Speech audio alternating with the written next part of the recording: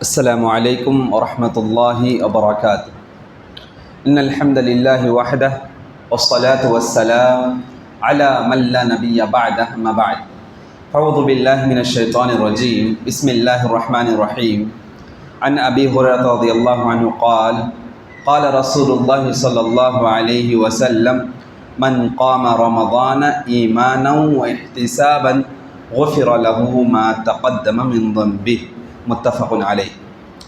محترم حاضرین، صحیح بخاری شریف حدیث نمبر 3737، صحیح مسلم شریف حدیث نمبر 759 750 پر 9۔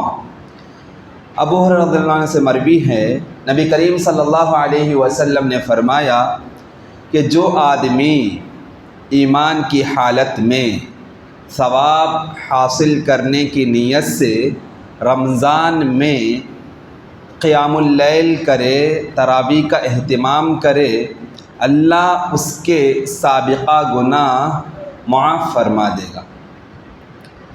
محترم حاضرین، یہ رمضان کا مہینہ بہت ہی بابرکت اور مبارک مہینہ ہے۔ یہ ہمارے لیے ایک گولڈن چانس اور سنہری موقع ہے۔ اللہ سبحانہ و تعالیٰ بندے کی مغفرت کرنا چاہتا ہے، یہ مغفرت والا مہینہ۔ سبحان اللہ، دیکھیے کتنی پیاری حدیث ہے کہ اللہ سبحانہ و تعالیٰ بندے کی سابقہ گناہ یعنی پچھلے تمام گناہوں کو اللہ معاف کرنا چاہتا ہے، صرف تراویح کی نماز اہتمام کرنے کی وجہ سے۔ اور ہم اللہ جو ہمارا رب ہے، جو ہمارا خالق ہے، جو ہمارا مالک ہے، اللہ رحمان رحیم غفور الرحیم چاہتا ہے کہ میں اپنے بندوں کو مغفرت کر کے جنت میں داخل کر دوں۔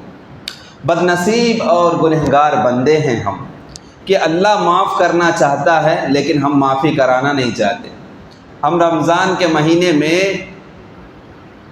تراویح کی نماز باجماعت ادا کرنے میں غفلت برت رہے ہیں، کوتاہی برت رہے ہیں، کہیں نہ کہیں ہم سے سستی ہو رہی ہے، خصوصاً نوجوان طبقے سے خاص کر سستی ہو رہی ہے، بہت غفلت برت رہے ہیں۔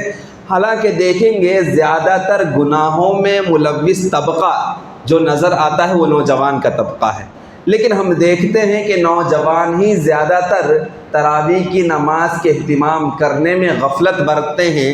حالانکہ ہونا یہ چاہیے تھا کہ اللہ سبحانہ و تعالیٰ نے یہ رمضان کا مہینہ، مبارک مہینہ، مغفرت والا مہینہ جو ہمارے لیے ہم کو ہماری زندگی میں نصیب کیا ہے، اس کو یوٹیلائز کرنا تھا، اس سے فائدہ اٹھانا تھا۔ کیوں؟ اللہ تعالیٰ پچھلے تمام گناہوں کو معاف کرنا چاہتا ہے، صرف تراویح کی نماز کے اہتمام کرنے سے۔ یہاں غور کرنے کی بات یہ ہے کہ تراویح کی نماز ہونی کیسی چاہیے، کتنی رکعت ہیں جو مسنون ہیں، سنت سے ثابت ہیں۔ صحیح بخاری کی حدیث ہے، کتاب التہجد، ابو سلمہ بن عبد الرحمن رضی اللہ عنہ نے ام المؤمنین عائشہ رضی اللہ عنہ سے جا کر سوال کیا کہ آپ صلی اللہ علیہ وسلم رمضان میں کتنی رکعت تراویح کی نماز کا اہتمام کرتے تھے؟ تو ام المؤمنین حضرت عائشہ رضی اللہ عنہا نے جواب دیا کہ نبی کریم صلی اللہ علیہ وسلم صرف 11 رکعت پڑھتے تھے، چاہے وہ رمضان کا مہینہ ہو یا غیر رمضان ہو۔ نبی کریم صلی اللہ علیہ وسلم رات کو 4 رکعتیں پڑھا کرتے تھے۔ ان کی خوبصورتی اور لمبائی کے بارے میں مت پوچھیے۔ اس کے بعد ام المؤمنین حضرت عائشہ رضی اللہ عنہ فرماتی ہیں آپ پھر 4 رکعتیں پڑھا کرتے تھے، اور ان رکعتوں کے بارے میں، ان کے حسن کے بارے میں، ان کی طوالت کے بارے میں اتنے لمبی پڑھتے تھے، اس کے بارے میں مت پوچھیے۔ پھر 3 رکعت وتر نماز کا اہتمام کرتے تھے۔ 4 4 3 کتنا ہوا؟ 4 + 4 8 + 3 11، یعنی 11 رکعت۔ تو پتہ چلا کہ سنت جو ثابت ہے وہ 11 رکعت ہیں، چاہے وہ قیام اللیل ہو، اسی کو تہجد کہتے ہیں، اسی کو تراویح کہتے ہیں۔ ٹھیک، تو کتنے ہیں سنت سے ثابت؟ 11 ہیں۔ اگرچہ کوئی 11 سے زیادہ پڑھنا چاہے کوئی مسئلہ نہیں، اس لیے کہ نفل نماز ہے۔ نبی کریم صلی اللہ علیہ وسلم نے فرمایا صلاۃ اللیل مثنی مثنی، رات کی نمازیں 2 رکعت کر کے نفل نمازیں پڑھا کر۔ ٹھیک، لیکن 11 رکعت کے علاوہ یہ جو 20 رکعت پڑھتے ہیں اس کو سنت کا نام دینا غلط ہے۔ کیوں؟ اس لیے کہ نبی کریم صلی اللہ علیہ وسلم کے عمل سے ثابت نہیں۔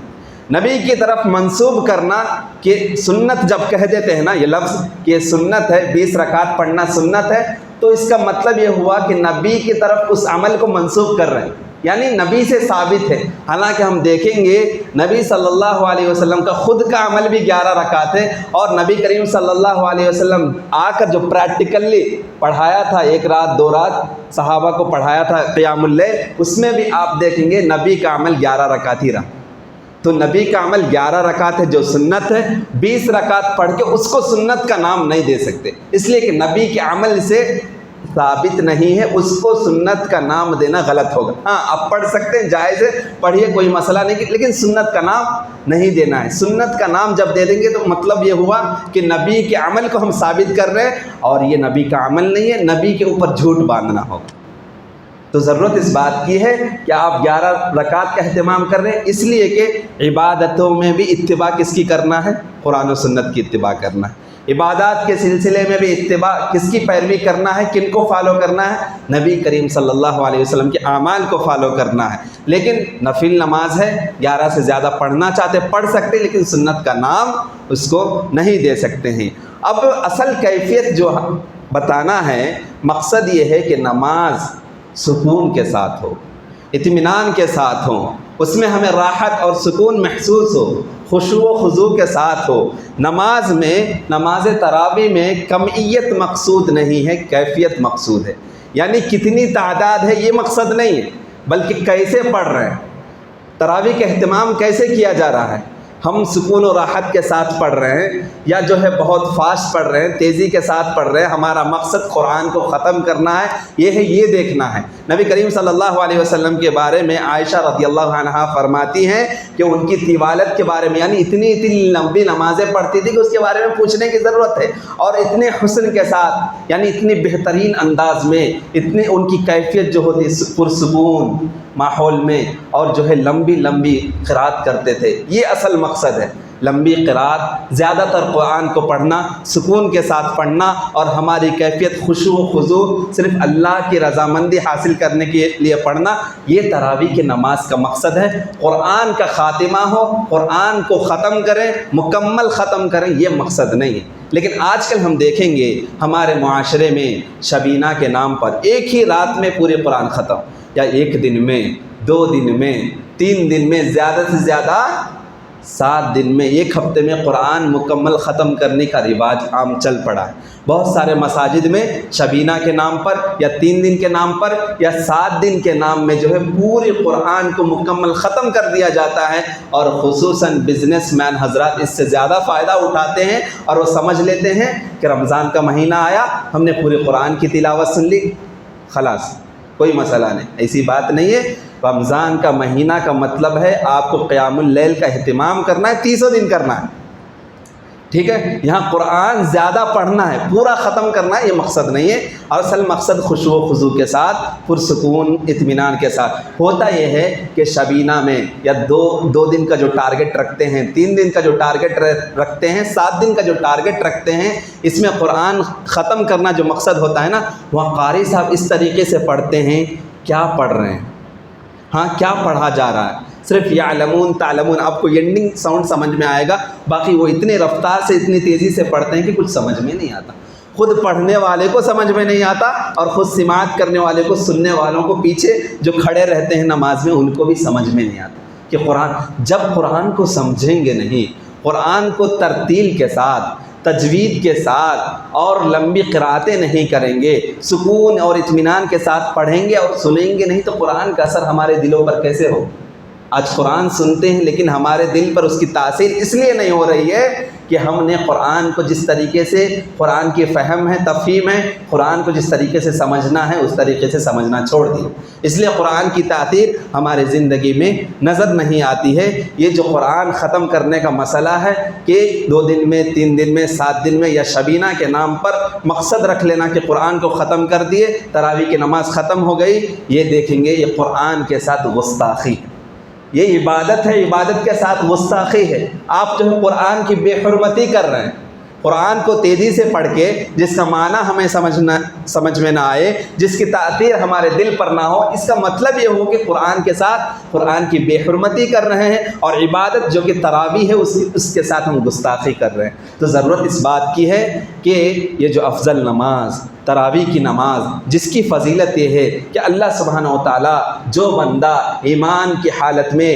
ثواب کی نیت سے تراویح کا اہتمام کرتا ہے 30 دن بھی، یعنی پورا مہینہ رمضان کا مہینہ اہتمام کرتا ہے، اور خشوع و خضوع کی حالت میں پرسکون حالت میں قرآن ترتیل و تجوید کے ساتھ پڑھتا ہے یا سنتا ہے، اللہ سبحانہ و تعالیٰ اس کے پچھلے تمام گناہ کو معاف فرما دیتے ہیں۔ ایک گولڈن چانس ہے، سنہرا موقع ہے، اس سے فائدہ اٹھانا چاہیے۔ اور سنت جو ہمیں ثابت ہے وہ 4 رکعت، یعنی 2 کر کے 8 رکعت سنت ثابت ہے، اور 3 رکعت وتر پوری 11 رکعت سنت سے ثابت ہے۔ زائد بھی پڑھ سکتے ہیں، کوئی مسئلہ نہیں ہے، لیکن زائد جو پڑھتے ہیں اس کو سنت کا نام دینا یہ غلط بات ہے۔ آخر میں اللہ تعالیٰ سے دعا گو ہوں کہ اللہ تعالیٰ ہم سب کو جو بھی عمل کرتے ہیں، چاہے وہ عبادت نفل عبادت کیوں نہ ہو، اس کو قرآن و سنت کی روشنی میں کرنے کی توفیق دے، اور مرتے دم تک قرآن و حدیث کے مطابق زندگی گزارنے کی توفیق دے۔ وآخر دعوانا الحمد للہ رب العالمین۔